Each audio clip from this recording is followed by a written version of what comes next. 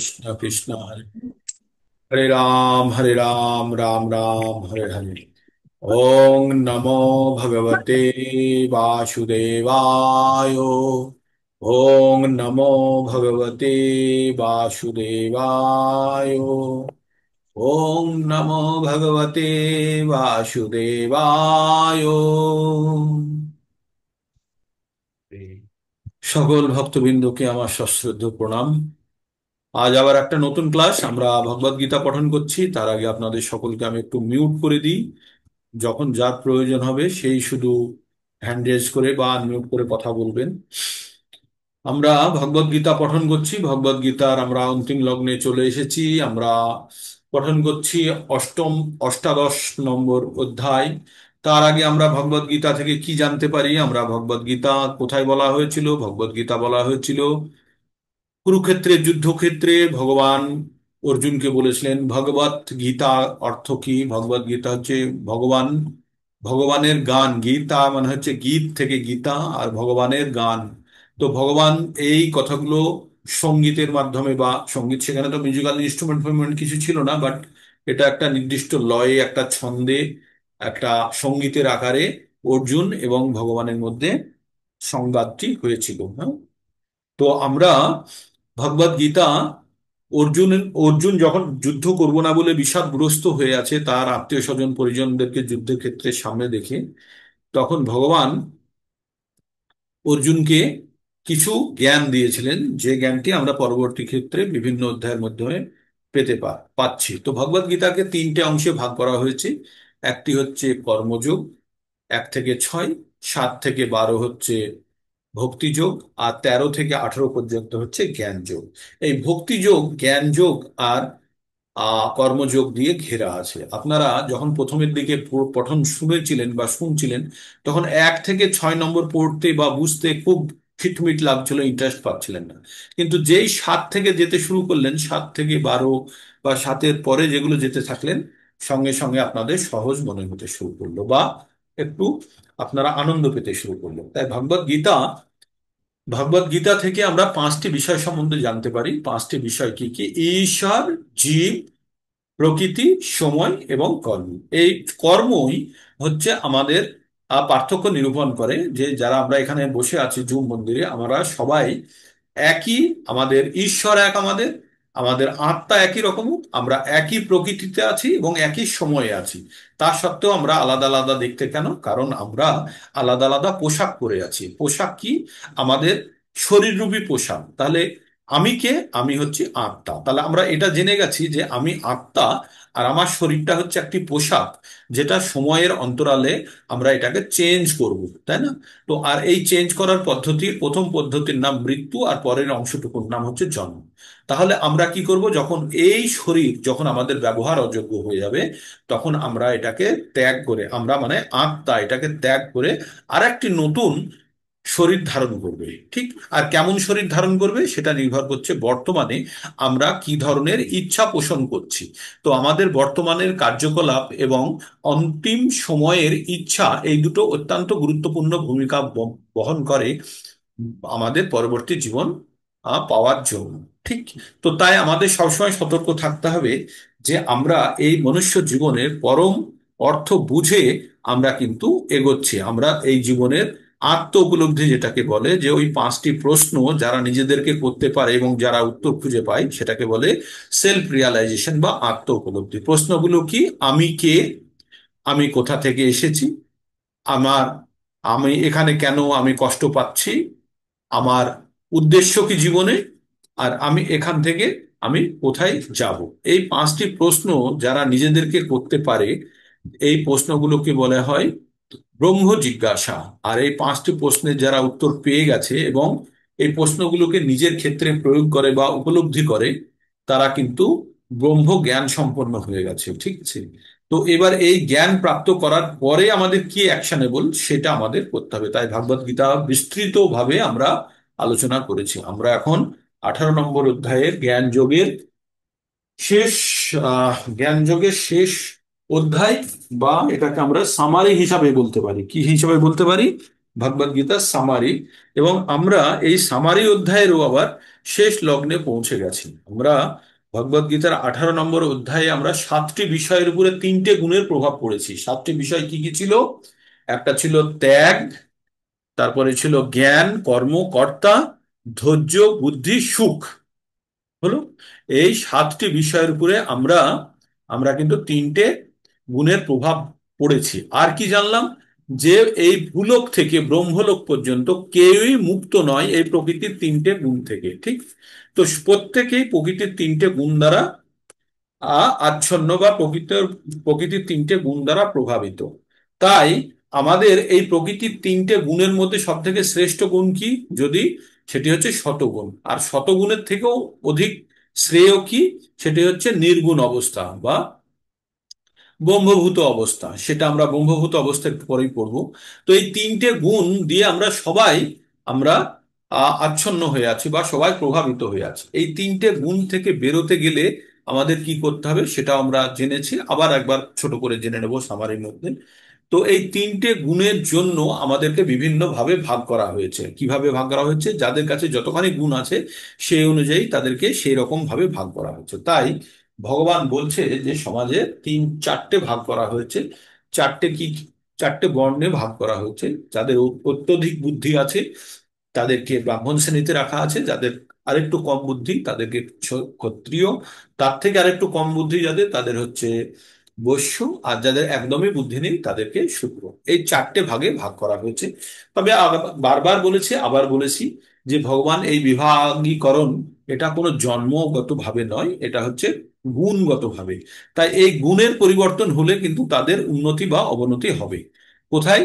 তাদের যে যে অবস্থাতে আছে, সে ব্রাহ্মণ থেকে ক্ষত্রিয় হতে পারে, ক্ষত্রিয় থেকে পতন হয়ে বৈশ্য হতে পারে, বৈশ্য থেকে আরো পতন হয়ে তার বুদ্ধি যদি আরো পতন হয় তাহলে তমগুণে আচ্ছন্ন হয়ে গেলে সে শূদ্র অবস্থাতেও আসতে পারে। তো আহ যে আমাদের বর্তমান বর্তমান যুগ, আমাদের যুগটা হচ্ছে শূদ্র দ্বারা পরিচালিত। শূদ্র দ্বারা পরিচালিত কেন?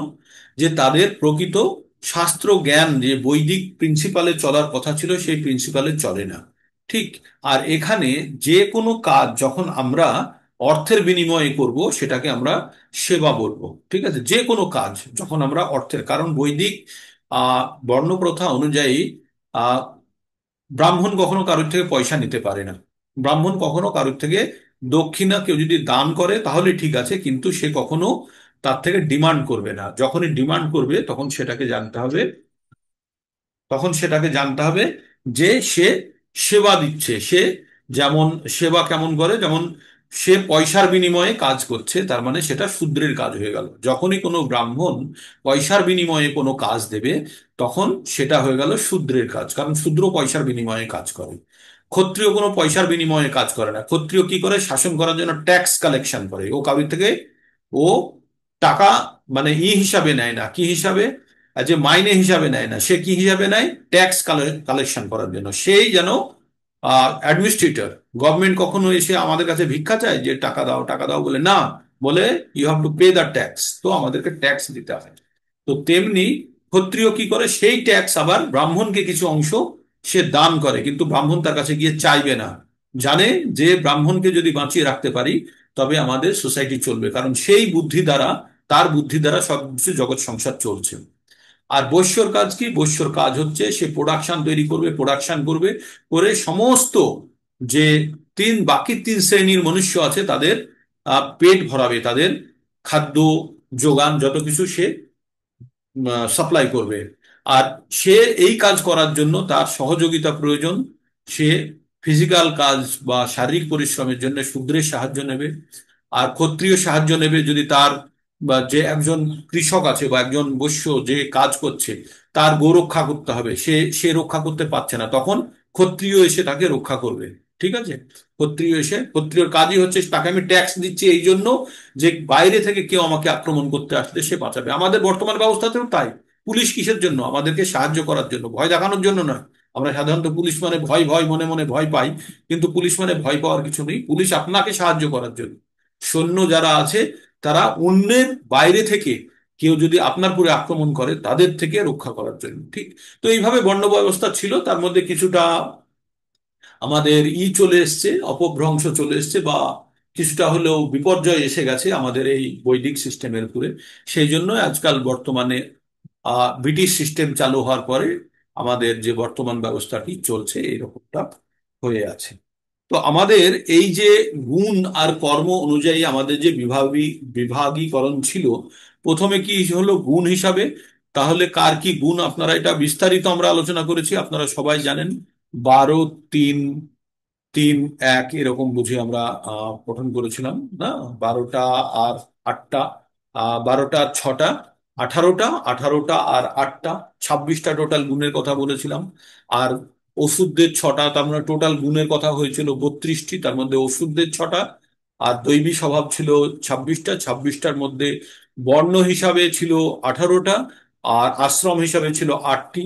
এবার বর্ণের মধ্যে 12টা, আর ছিল 3টে, 2টো, 1টা, এরকম ছিল তো। 12টা, 3টে, 2টো, 1টা। আর ওখানে ছিল 3টে, 3টে, 3টে, 2টো, 1টা, 1টা, এরকম ছিল। ওখানে ছিল সন্ন্যাসী, তারপরে গৃহস্থ, বানপ্রস্থ আর সন্ন্যাস। বানপ্রস্থ আর সন্ন্যাসীর আহ, আহ, একটা একটা ছিল না, সন্ন্যাসের 3টে ছিল, ব্রহ্মচর্যের 1টা ছিল, বানপ্রস্থের 1টা ছিল, আর গৃহস্থের ছিল বুঝি 2টো, ঈর্ষা আর শৌচতা। আহ ঈর্ষা পরায়ণ না হওয়া, শৌচতা, যেটা অবশ্য বা গার্হস্থ্য ছিল না, তপস্যা ওখানে ছিল, দান, যজ্ঞ, দান, তপস্যা। তো এরকম 8টা ভাগ করা আছে আপনাদের, 8টা আর ওদিকে 18টা, 26টা। এই 26টা গুণের মধ্যে এবার আমরা আমরা আর একটা জিনিস পড়লাম, কি কার কি কর্ম, আমরা সেটা পড়ে ফেললাম। তারপরে আমরা কি পড়লাম? আমরা পড়লাম যে যে বর্ণে যে যে অবস্থাতে আছে সেইখানে থেকে সে যদি তার স্বভাবজাত কর্ম করে তাহলে তাতে কোনো পাপ নেই, কিন্তু সেই কর্ম যেন আলটিমেটলি আমাদের হরি তোষণমে যেন যায়। যে যে কর্মই করুক, যদি সেই কর্মে যদি ভগবানের সন্তুষ্টি বিধান না হয় তাহলে তার স্বভাবজাত কর্ম হলো না। তো এইভাবে আমরা এগোতে এগোতে আমরা 47 নম্বরে গিয়ে কি পড়লাম? শ্রেয়ান স্বধর্ম বিগুণাহা পরধর্মাৎ সদনুষ্ঠিতাৎ স্বধর্ম স্বভাব নিয়তং কর্ম কুর্বান্ন বিনা কুর্বান্ন প্লতি কিল্লিশম।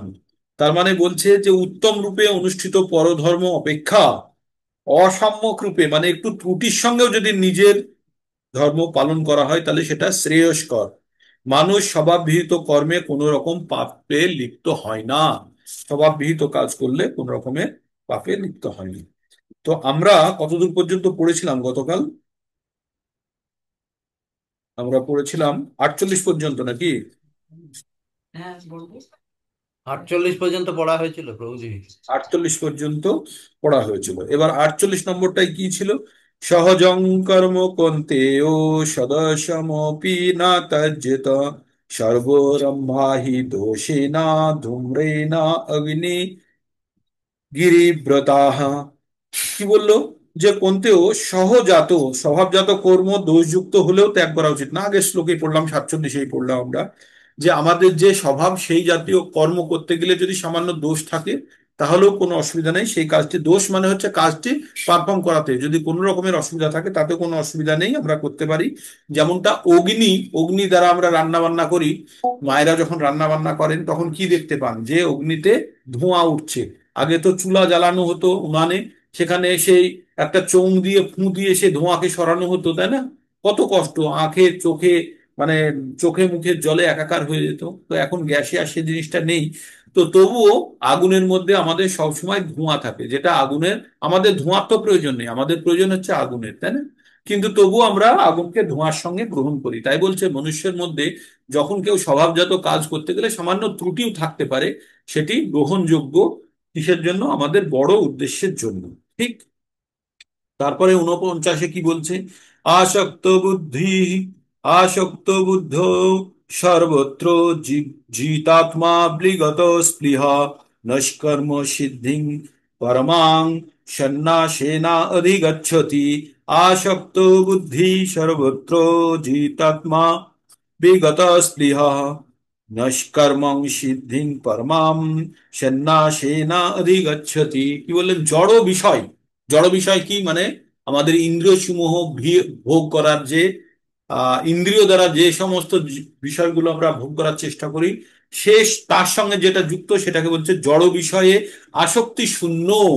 আমাদের ইন্দ্রিয় তৃপ্তি মানে এই ভৌতিক জিনিসের প্রতি আসক্তি শূন্য, বুদ্ধি সমন্বিত সংযত চিত্ত, যার মন কন্ট্রোলে আছে, ভোগ স্পৃহা শূন্য, যে ইন্দ্রিয় ভোগ করার ইচ্ছা থেকে নিজেকে দূর করেছে, স্বরূপত কর্তব্য ত্যাগ পূর্বক নস্কর্ম রূপ পরম সিদ্ধি লাভ করেন। মানে অনেক একটু কঠোর কঠোর কথা বলে দিল, একটু তার বিশ্লেষণটা শুনি। যথার্থ ত্যাগের অর্থ নিজেকে সর্বদা পরমেশ্বর ভগবানের অবিচ্ছেদ্য অঙ্গ বলে চিন্তা করা। মানে সবসময় যখন আপনি ভাববেন আপনি ভগবানের অংশ, তাহলে আপনার দায়িত্ব কর্তব্য কি তাই মনে করা উচিত। কর্মফল ভোগ করার কোনো অধিকার আমাদের নেই। আমরা যেহেতু পরমেশ্বর ভগবানের অবিচ্ছেদ্য অংশ বিশেষ, তাই আমাদের সমস্ত কর্মের প্রকৃত ভোক্তা ভগবান স্বয়ং। সেটি যথার্থ কৃষ্ণ ভাবনা। কৃষ্ণ ভাবনায় নিয়োজিত মানুষ যথার্থ সন্ন্যাসী। এই মনোভাব অবলম্বন করার ফলে মানুষ যথার্থ শান্তি লাভ করতে পারেন।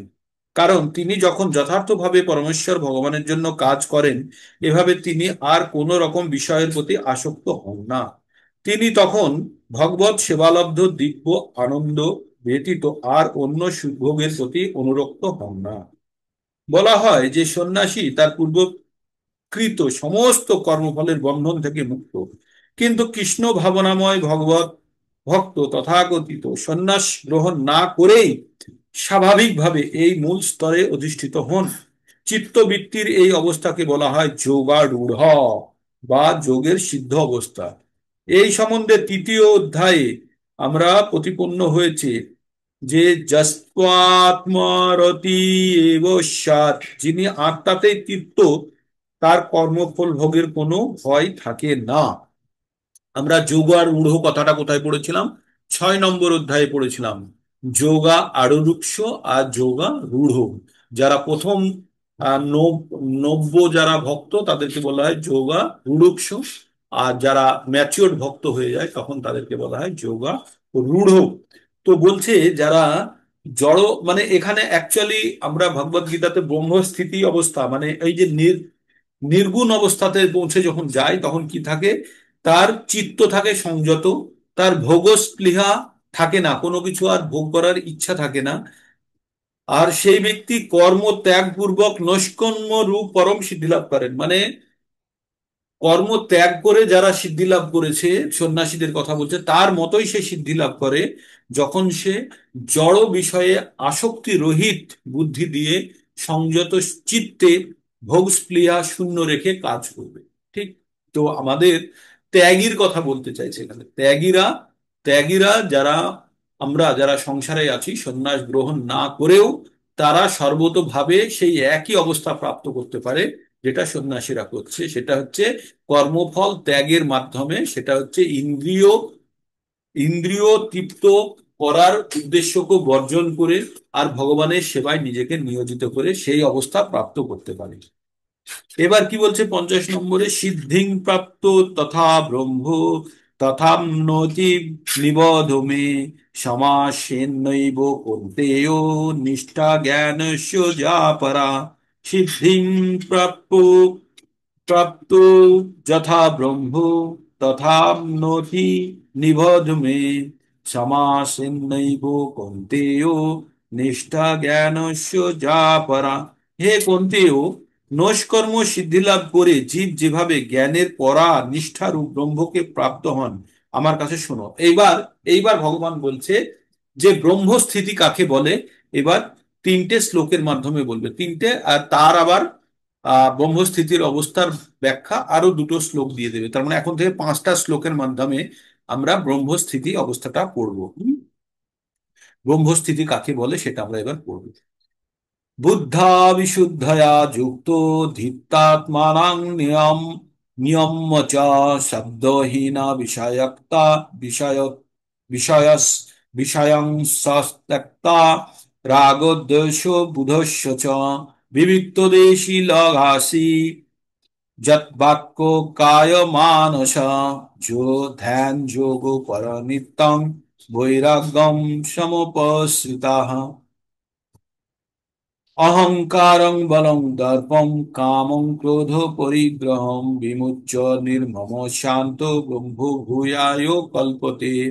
কি বললো? বুদ্ধ বিশুদ্ধয়া যুক্ত ধৃতাত্মানাং নিয়ম চ শব্দহীন বিষয়ং বিষয়ং সস্তক্তা রাগদ্বেষ বুধস্য চ বিবিক্তোদ্দেশী লোকহাসি যত বাক্য কায় মানস ধ্যান যোগ পরনিতম বৈরাগ্যং সমুপাসিতঃ অহংকারং বলং দর্পং কাম ক্রোধং পরিগ্রহং বিমুচ্য নির্মম শান্ত ব্রহ্ম ভূয়ায় কল্পতে।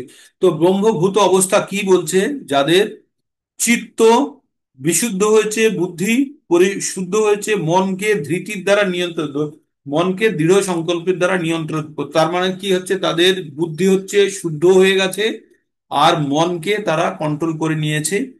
শব্দ আদি ইন্দ্রিয়ের বিষয় সমূহ পরিত্যাগ করে রাগ দেশ বর্জন করে নির্জন স্থানে বাস করে। কোথায় বাস করে? ভট্টগুলির মধ্যে নির্জন স্থানে। অল্প আহার করে, দেহ মন ও বাক্য সংযত, সর্বদা ধ্যান যোগে যুক্ত, বৈরাগ্য আশ্রয়পূর্বক অহংকার, বল, দর্প, কাম, ক্রোধ পরিগ্রহ করেছে। কি করেছে? বল, দর্প, কাম, ক্রোধ পরিগ্রহ করেছে থেকে সম্পূর্ণরূপে মুক্ত হয়ে মমত্ব বোধ সম্পূর্ণ। এই কথাটা আমাদের সবসময় খটকা লাগে না? নির্মম। ওই যে একটা দেখুন, নির্মম বলে একটা কথা আছে, হ্যাঁ, লাস্টের লাইন আছে নির্মম। নির্মম মানে আমরা কি বলি? যার মায়া মমতা নেই তাকে আমরা নির্মম বলি। তো তো নির্মম কথার প্রকৃত অর্থ বলছে নির্মম। মম মানে হচ্ছে আমার, ঠিক আছে? আর নির্মম মানে আমার নয়। তো এই এই যে মানে বোঝাটা, যে কোনো জিনিসের প্রতি আমার তো ভাব নষ্ট করা, সেটাকে বলছে নির্মম। হ্যাঁ? কিন্তু আমরা কখনো নির্মম ভাবে কাউকে হত্যা করেছে বা এইগুলো আমরা ভাবি। তো ওই কথাটি আমরা সেই জন্য নির্মম কথাটির সঙ্গে আমরা হিংসাকে যুক্ত করেছি। কিন্তু কথাটা আসলে হচ্ছে আমার নয়, তখনই তার প্রতি আমার আসক্তি থাকবে না, তখন আমরা যে কোনো ভাবে সেটাকে আমরা নষ্ট বা ব্যবহার করতে পারি। তাই বলছে সেজন্য নির্মম ভাবে, নির্মম মানে কোনো খারাপ ভাব নয়। নির্মম মানে হচ্ছে যে মমত্ববোধ নয়, যেটা আমার নয় সেই জিনিসটাকে আমি যেমন খুশি কাটতে পারি, ভাঙতে পারি, সেই যে স্পৃহা, সেটাকে নির্মম বলা হয়। তাই এখানে নির্মম মানে কোনো জিনিসের প্রতি আমার তো বোধ নেই, মানে এটা আমার আমার আমার, সেই মমবোধটা থেকে নিজেকে সরিয়ে ফেলেছে, তাই এটাকে বলা হচ্ছে নির্মম। তো আপনারা ভাববেন না নির্মম মানে খুব আরে কঠিন ভাবে, তা নয়। মানে আমার তো ভাব নেই, ওটা আমার নয়, বা আমার থাকলেও আমি তার থেকে আমার তো বোধ নষ্ট করে দিয়েছি, সেই কথা এখানে বললো। পরিগ্রহ করে মমত্ব বোধ, মমত্ব মানে আমার আমার এই ভাব, শান্ত পুরুষ ব্রহ্ম সুখ অনুভব করতে পারে। তাহলে ব্রহ্মকল্পে পৌঁছতে গেলে কি কি গুণ বলছে এখানে, কি কি জিনিসের অবস্থার মধ্যে থাকছে?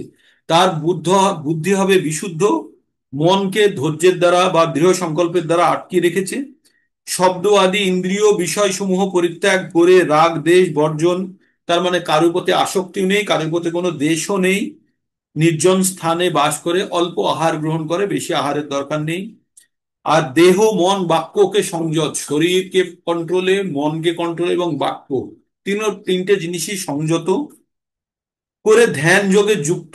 আর কি হচ্ছে? বৈরাগ্য আশ্রয়, সে সবকিছু ত্যাগ করেছে। কি ত্যাগ করেছে? সে যতই শক্তিশালী বৈরাগ্য, অহংকারকে ত্যাগ করেছে, বলকে ত্যাগ করেছে, দর্প, কাম, ক্রোধ সব কিছু পরিগ্রহ করে, আর মমত্ব বোধ, শান্ত পুরুষ, নিজস্ব কিছু নেই ভেবে বা শান্ত অবস্থায় যে পৌঁছেছে তাকে বলা হচ্ছে ব্রহ্মভূত অবস্থা। ঠিক আছে? এবার ব্রহ্মভূত অবস্থায় গেলে মানুষ কি রকম ব্যবহার করে বলছে। ব্রহ্মভূত প্রসন্নাত্মা না শোচতি না কাঙ্ক্ষতি সমো সর্বেষু ভূতেষু মদ্ভক্তিম লভতে পরাম। কেউ যদি নোট করতে চান, এই শ্লোকটি অত্যন্ত গুরুত্বপূর্ণ, এই শ্লোকটি নোট করে রাখতে পারেন বা বারবার পড়তে পারেন। কি বলছে? ব্রহ্মভূত, ব্রহ্ম অবস্থা, ভূত যে অবস্থা, সেই অবস্থা প্রাপ্ত হলে কি হয়? ব্রহ্মভূত প্রসন্নাত্মা না শোচতি না কাঙ্ক্ষতি, মানে আত্মা সবসময় প্রসন্ন থাকে, কোনো কিছুর জন্য দুঃখও করে না, কোনো জিনিস চায়, চাওয়ার জন্য চাওয়াও নেই, মানে তার কোনো চাহাত নাই, হিন্দিতে বলে না চাহাত, চাহাতও নেই, আর কোনো জিনিসের জন্য তার কোনো দুঃখও নেই। ব্রহ্মভূত কোশন্নাত্মা না শোচতি না কাঙ্ক্ষতি সম সর্বেষু ভূতেষু, প্রত্যেকটা জীবের প্রতি তার একই রকম ওই ভাব, সকলকে সমানভাবে দেখছে। মদ ভক্তি লভতে পারান, আর ওই রকম ব্যক্তিত্ব, ওই রকম অবস্থায় যে পৌঁছে গেছে, তখন সে ভগবানের পরম ভক্তি লাভ করতে পারে। তাই বলছে ব্রহ্ম ভাবপ্রাপ্ত প্রসন্ন চিত্ত ব্যক্তি কোনো কিছুর জন্য শোক করেন না বা কোনো কিছুর জন্য আকাঙ্ক্ষা করেন না। তিনি সমস্ত প্রাণীর প্রতি সমদর্শী হয়ে আমার পরাভক্তি লাভ করে, কার? ভগবানের পরাভক্তি লাভ।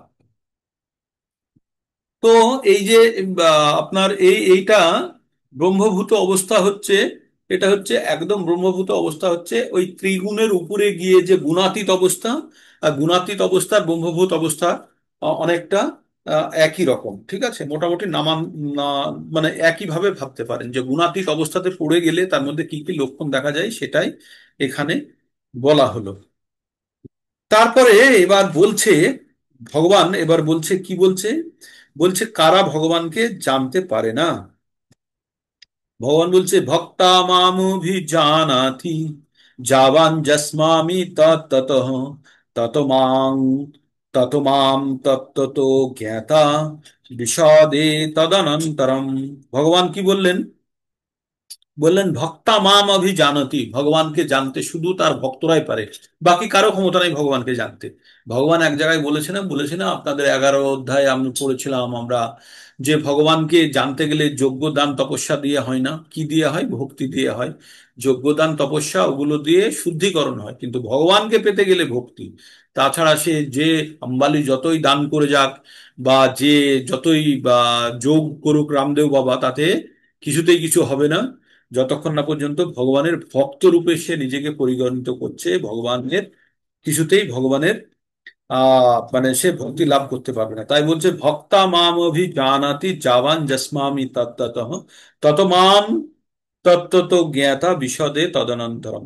বলছে ভক্তির দ্বারাই কেবল যথার্থ রূপে কেউ স্বরূপত আমাকে জানতে পারে, ভগবান ভক্ত ভগবান রূপে জানতে পারেন। এই প্রকার ভক্তির দ্বারা আমাতে তত্ত্বত জেনে তিনি আমার ধামে প্রবেশ করতে পারেন।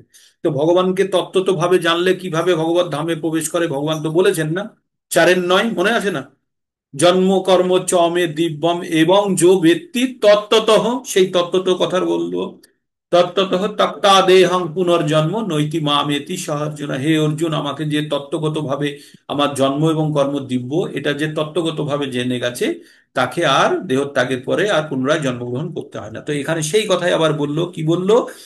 তত তত মাং তত্ত্বত জ্ঞাতা, তত মাম তত্ত্বত জ্ঞাতা, এইভাবে আমাকে তত্ত্বগত ভাবে জেনে বিশদে মানে প্রবেশ করে, তদ অনন্তরম, কোথায় প্রবেশ করেন?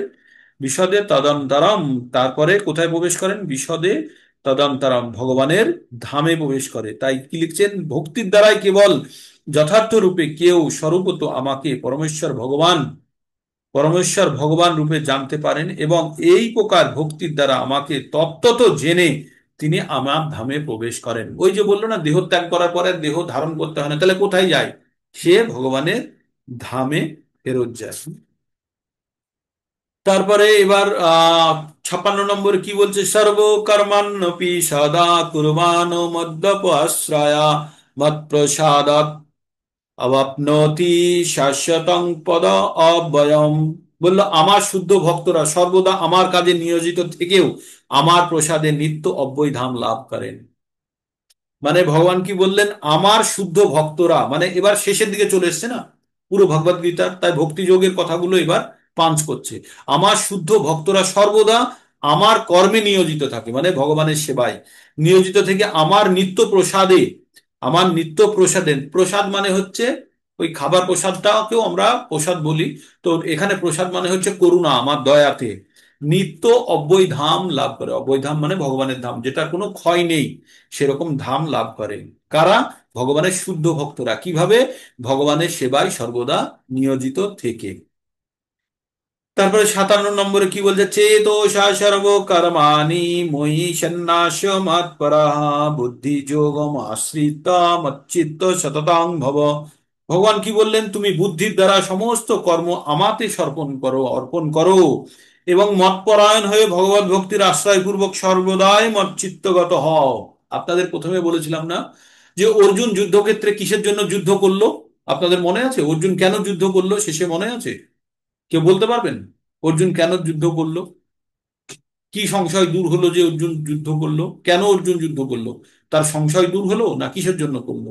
কি সংশয় দূর হলো অর্জুনের? কেউ বলবেন অর্জুন কেন যুদ্ধ করলো পরে? ভগবত অর্জুন গীতা পুরো শোনার পরে অর্জুন কেন যুদ্ধ করতে গেল? কি মনে হলো যে যুদ্ধ করা দরকার এখন? ভগবানের তা করুণার কথা ক্ষত্রিয় মনে হলো। ধর্ম পালন করবে। ঈশ্বর ক্ষত্রিয় ধর্ম পালন করবেন, আর আর ক্ষত্রিয় ধর্ম মৃত্যুটা পালন সে করতে গেলে বুঝতে ওর পারলো যে সংশয় কি কি? আত্মার মৃত্যু হয় না, মৃত্যুটা আত্মার সে মৃত্যু বুঝতে হয় পারলো না, যে ক্ষত্রিয় ধর্ম পালন করবে, ঠিক আছে। কিন্তু কিন্তু যা কর্ম কিন্তু সেটা জেনেও সে তো জানতো নিজে ক্ষত্রিয়, ক্ষত্রিয় ধর্ম তো অন্যকে হত্যা করা, তা সত্ত্বেও তার মনের মধ্যে ভাব এসছে ওগুলো আত্মীয়, ঠিক আছে।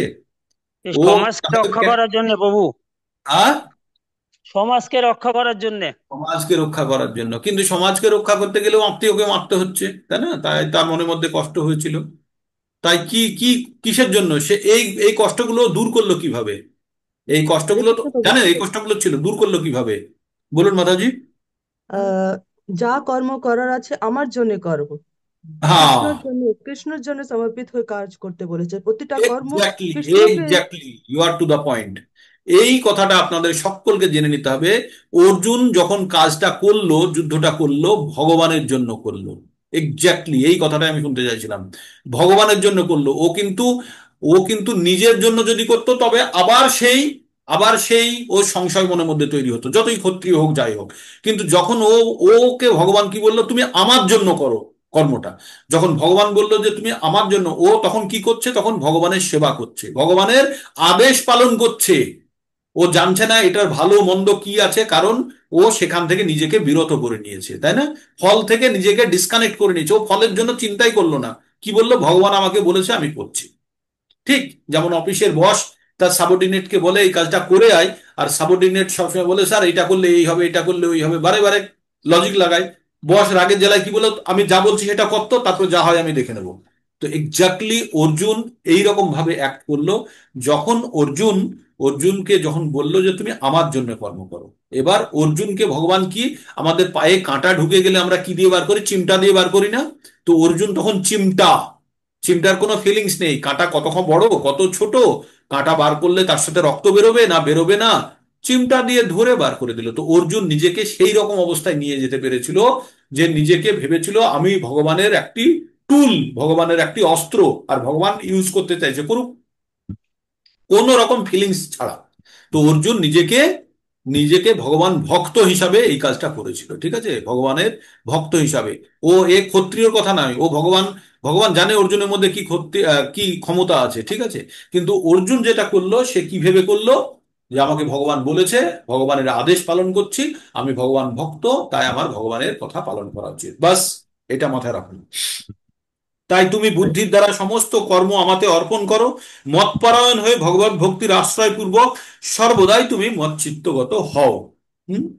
তারপরে ভগবান কি বলছে, মচ্চিত্ত সর্ব দুর্গানি মৎপ্রসাদাৎ তরস্যতি অথ চেতম অহংকারান্ন শ্রেয়সী বিনা কাঙ্ক্ষতি কি বললো? মচ্চিত্ত সর্বদুর্গানি মৎপ্রসাদাৎ তরস্যসি অথ চেত অহংকারান্ন শ্রেয়সী বিনাকাঙ্ক্ষসি। তো ভগবান বলল যে বিনক্ষ্যসি, এটা বিনাকাঙ্ক্ষসি না বিনক্ষ্যসি। তো ভগবান কি বললেন, বললে এইভাবে মচ্চিত্ত হয়ে তুমি আমার প্রসাদে মানে ভগবানের দয়াতে সমস্ত প্রতিবন্ধকতা থেকে, সমস্ত হার্ডেলস থেকে উত্তীর্ণ হবে, কিন্তু তুমি যদি অহংকার বশত আমার কথা না শোনো তাহলে তুমি বিনষ্ট হবে। ওই কাজটাই তুমি করছো, তুমি যখন নিজের কথা ভেবে করছো তাহলে তুমি বিনষ্ট হবে। আর তুমি যদি ভাবো যে ভগবান আদেশ দিয়েছে সেই কথা ভেবে তুমি যদি করো তাহলে তুমি সমস্ত পাপ থেকে তুমি মুক্ত হবে। যেমন আমরাই কোনো খাবার কিভাবে আমরা যখন কোনো খাবার প্রকৃতি থেকে পাই, ওই খাবারটা যদি ভগবানকে অর্পণ করে না অর্পণ করে গ্রহণ করি, তখন আমরা কি খাই? পাপ খাই।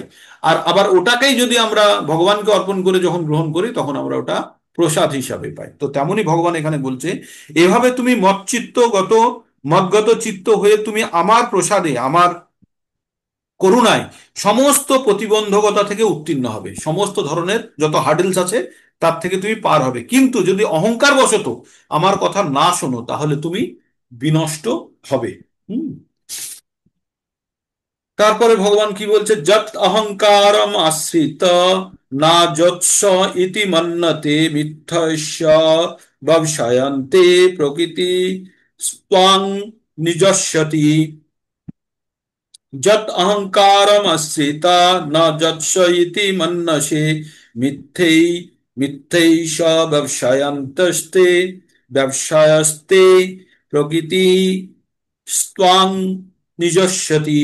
বললে যদি তুমি অহংকার বশত, অহংকারকে আশ্রয় করে যদি বলো যুদ্ধ করব না, এরকম যদি মনে করো, তাহলে তোমার সংকল্প মিথ্যা হবে। কারণ তোমার প্রকৃতি তোমাকে যুদ্ধ করতে বাধ্য করবে, তার মতো ক্ষত্রিয় কিছুক্ষণ পরেই ও যুদ্ধ করতে শুরু করবে। কিন্তু অহংকার বশত যদি ভগবানের কথা না শুনে যদি বলে যুদ্ধ করব না, তাহলে নিজের বুদ্ধি লাগিয়ে যদি ভাবে যে আমি বুদ্ধি, আমার যুদ্ধ করা উচিত নয়, করবো না, কিন্তু কিছুক্ষণ পরেই ও নিজেকে কন্ট্রোল করতে পারবে না, আবার ও যুদ্ধে ও ঢুকে পড়বে। তাই ভগবান বলছে, স্বভাব স্বভাব যেন কৌন্তেয় নিবদ্ধন নিবদ্ধ স্নেন কর্মণা কর্তুম নেচ্ছাসি জন জন্মাহাৎ করিষ্যস্য অবশ অপি তৎ। কি বললো?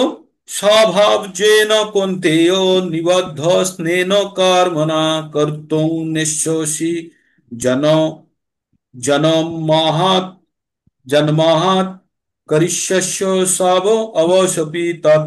বললো, হে কুন্তী, ও মোহবশত তুমি যদি এখন যুদ্ধ করতে ইচ্ছা করছো না, কিন্তু তোমার নিজের স্বভাবজাত বশবর্তী হয়ে তুমি অবশভাবে তা করতে প্রবৃত্ত হবে। মানে এই আগেরটাই যেটা বললাম সেই কথাটা বলছে, এখন তুমি যুদ্ধ করছো না, কিন্তু কিছুক্ষণ পরে যুদ্ধের অবস্থা যখন শুরু হয়ে যাবে, তুমি হয়তো যুদ্ধ করছো না, অন্যরা করছে, কিন্তু তুমি নিজেকে কন্ট্রোল করে রাখতে পারবে না, তুমি যুদ্ধের মধ্যে প্রবেশ করে যাবে। তো তাই তাহলে ভগবান এই 60 নম্বর পর্যন্ত হয়ে গেল। এবার কালকে থেকে একদম ভিন্ন, মানে কাল 61 থেকে আমি কেন এতদূর পর্যন্ত টেনে নিয়ে আসলাম, 61 থেকে আবার একটা ভিন্ন জিনিস সম্বন্ধে কনক্লুশনটা আমরা পড়বো। হ্যাঁ? এই পুরো চ্যাপ্টার, পুরো ভাগবত গীতার কনক্লুশন এই 61 থেকে 78-এর মধ্যে হয়ে যাবে। ঠিক কালকেই পুরোটা সম্পন্ন হয়ে যাবে। কালকেই পুরোটা সম্পন্ন হয়ে সুন্দর, এখান থেকে খুব ইন্টারেস্টিং ওয়েতে এগোবে। তো এতদূর পর্যন্ত আমরা যেটা পড়ে বুঝলাম, আমরা বুঝলাম যে অর্জুনকে তার স্বভাবজাত কর্তব্য করতে বাধ্য করছে ভগবান। বলছে যে তুই এই কাজটা তো করবি, তুই আমার কথা শুনে কর, তোর সব দোষ গুণ কেটেও যাবে, আর তোর পারপাসটাও সিদ্ধ হয়ে যাবে। ঠিক। তো এই ছিল ভগবদ গীতার 18 নম্বর অধ্যায়ের 60 নম্বর শ্লোক পর্যন্ত। আর থাকলো মাত্র 18টি শ্লোক। এগুলো এই 18টি শ্লোক কালকেই হয়ে যাবে। ঠিক আছে, কোনো অসুবিধা নেই। কারণ সবগুলো একসঙ্গে সমষ্টিগতভাবে পড়বো তো। আর খুব ইন্টারেস্টিং অংশটা থাকলো, আর সেটাই হবে ভগবদ গীতার কনক্লুশন। হুম। তো আপনারা ক্যামেরা যারা যারা অন করতে পারবেন অন করুন। আর কেউ যদি আজকে নতুন জয়েন করে থাকে, নতুন এখনো কেউ জয়েন করেনি, হরে কৃষ্ণ প্রভু। একজন ওরা প্রণাম করে দেখি। দণ্ডবাদ। হ্যাঁ, বলুন মাতাজি। হরে কৃষ্ণ প্রভু, প্রণাম দণ্ডবাদ। দণ্ডবত প্রণাম মাতাজি, সকল ভক্তকে প্রণাম। আচ্ছা, একবার ভগবান ক্যামেরা অন করবেন, যারা যারা পারবেন একবার একটু ক্যামেরা অন করুন, একটা অ্যাটেন্ডেন্স নিয়ে নিই। একটা ভগবান নতুন দেখলাম। ভগবান অর্জুনকে বলেছিলেন না যে আমি তো প্রত্যক্ষ রূপে সবাইকে মেরেই রেখেছি, তুমি খালি নিমিত্ত মাত্র। তো আমি হ্যাঁ, তোমাকে আজ্ঞা দিচ্ছি, তুমি পালন করো। হ্যাঁ। তার মানে ভগবান সে আদেশটা দিলেন যে যা হবে ফল আমার পুরো ছেড়ে দিয়ে তুমি করো, সেই জন্য তোমাকে আর চিন্তা করতে হবে না। তো এইভাবে এইভাবে ভগবদ গীতার শেষ অংশে, আর কাল পরশু থেকে আবার নতুন ভাবে আমরা 1 নম্বর অধ্যায় থেকে শুরু করব।